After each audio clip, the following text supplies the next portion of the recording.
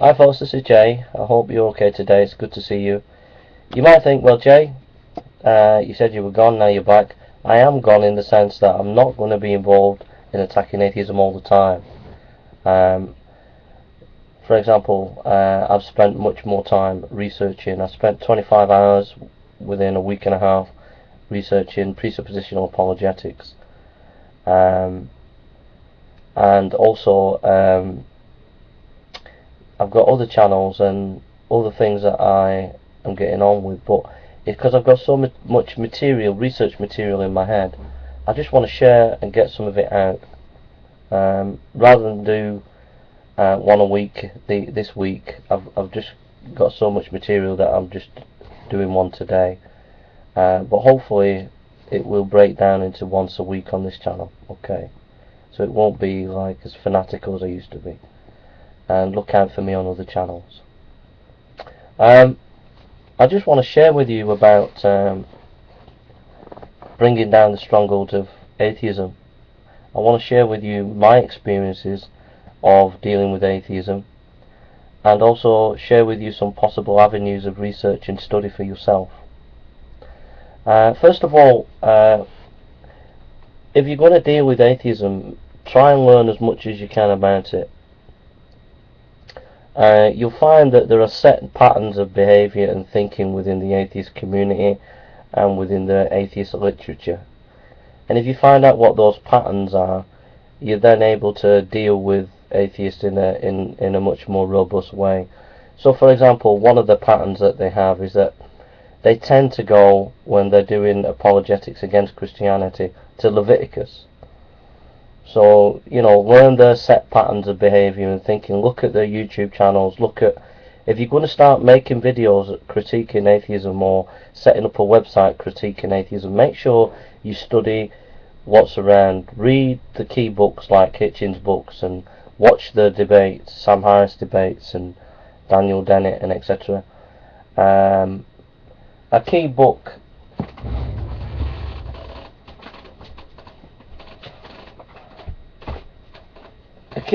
in your research that you can start with, and it has a big bibliography that you can start researching, is this book by Alistair McGrath, The God That Won't Go Away, and it's by SPCK. That will open your eyes a little bit to the reality of atheism and how to tackle atheism on YouTube and websites. Okay. But I would encourage you to do your research. I would encourage you to listen to the atheist. I would encourage you to listen to their websites and blogs and whatever they're doing. And also I would encourage you to read as much as you can about atheism. Hitchens' book, there's a book by Hitchens with source material. I forgot what it's called now. But there's a book that he's done with all that he did with all the sort of atheist essays and things over history, which is a really helpful source book. So I would do that. Secondly, I would recognise that if you're going to start making videos on YouTube, you're not playing with a fair opponent. From 99% of the atheists, nearly all the atheists, not all of them, but nearly all of the atheist YouTubers that are making videos critiquing Christianity and their blog TVs and websites are propagandists, and they will not want to dialogue with you unless they get something for their labours. So they're going to try and get their pound of flesh from you. So you must have your guard up at all times. But if you're getting involved with these people, I mean, imagine you're getting involved with the Gestapo. You would not get involved with the Gestapo because you know that they are tricky people to deal with. Well, I'm not saying these atheists are the Gestapo, but what I am saying is when they're doing the YouTube channels and blog TV, they are tricky people. They're not straight and up front. They will manipulate the situation. They will. They're like snakes. They've got a bite. And so if you're a Christian apologist and you're thinking of getting involved with these atheists on YouTube and their blog TVs, I would seriously say don't bother. I would just get on making your videos. do your thing and ignore them and just do what you want to do, feel called to do by God. You get involved with these people, they will chew you up and spit you out. They will. They've got an army out there, and if they see you as a threat, they just turn on their YouTube army, and they've got powerful guns out there, and they will take you down. They will pull you to bits. So you just want to ignore them. You just want to get on and be focused about what you can do. If you get quite strong and you're effective, they will come down on you like a ton of bricks, and they'll attack you, and you'll get lots of comments. And I would seriously suggest that you just ignore it all and just concentrate on what God's told you to do, and do it, and ignore everything. Maybe have a chat with one or two who would seem to be genuine, but you'll find vast majority are not. So read widely and learn about atheism. Learn their set patterns of arguments. They have set patterns that once you master them, it's quite easy to expose. Secondly, watch out what you're doing on YouTube, because you're not playing with a fair opponent. And then thirdly, your apologetic method. What are you going to use? Are you going to use presuppositional apologetics, which is about looking at pre-ideas, or are you going to use evidentialism? My advice to you is use a combination of both, but also with your own research. You need to do evidentialism. You need to give evidence for the Christian faith, because the atheist will try to show evidence against the Christian faith, like showing the Bible's not true. So you need to counteract that. You need to be showing why the Bible's true, why Jesus is the Son of God, why evolution's wrong. You need to do that, and you need to give specifics of why, and critiquing the atheism. So be detailed in your specifics about why Christianity is true, alright, and give evidence for that. You need to be doing that at the same time as knowing what their arguments are and critiquing that. And then the second thing is use presuppositional apologetics as well. Turning the foundations of atheism is pretty easy to do. When you start to realise the implications of atheism and how it relates to the theory of knowledge, if you start to get a handle on that kind of stuff, it's pretty devastating for atheism, and you need to. So those are two things. Give your evidence for Christianity, study presuppositional apologetics as well. Use type in Cornelius Van Til, Gordon Clark, they'll help you. And there's presuppositional apologetics on YouTube by Cy Brugengate. Evidentialist apologists are people like Dr. Gary Habermas, J.P. Moreland, and R.C. Sproul, William Lane Craig, etc. So know your enemy. Study what they're saying. Your apologetic method, use evidentialism and presuppositionalism. Presuppositionalism needs to be thought out in more detail in terms of how atheists are going to critique you, because I've seen presuppositionalists in debate, and they often don't seem to realise they have some implications with their own system that needs tweaking, that needs sorting out. So make sure you watch some of these debates and make sure you can see the weaknesses of presuppositionalism, and then be able to strengthen your own way of providing an apologetic. Okay. And then thirdly, come up with your own arguments. Be creative. Come up with your own arguments against atheism.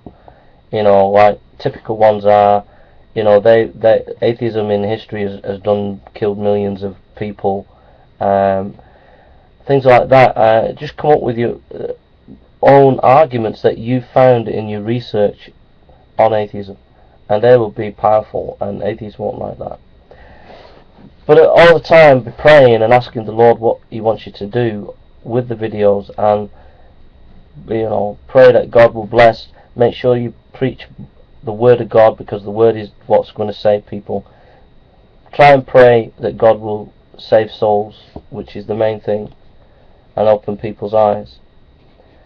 Don't get involved, what I did,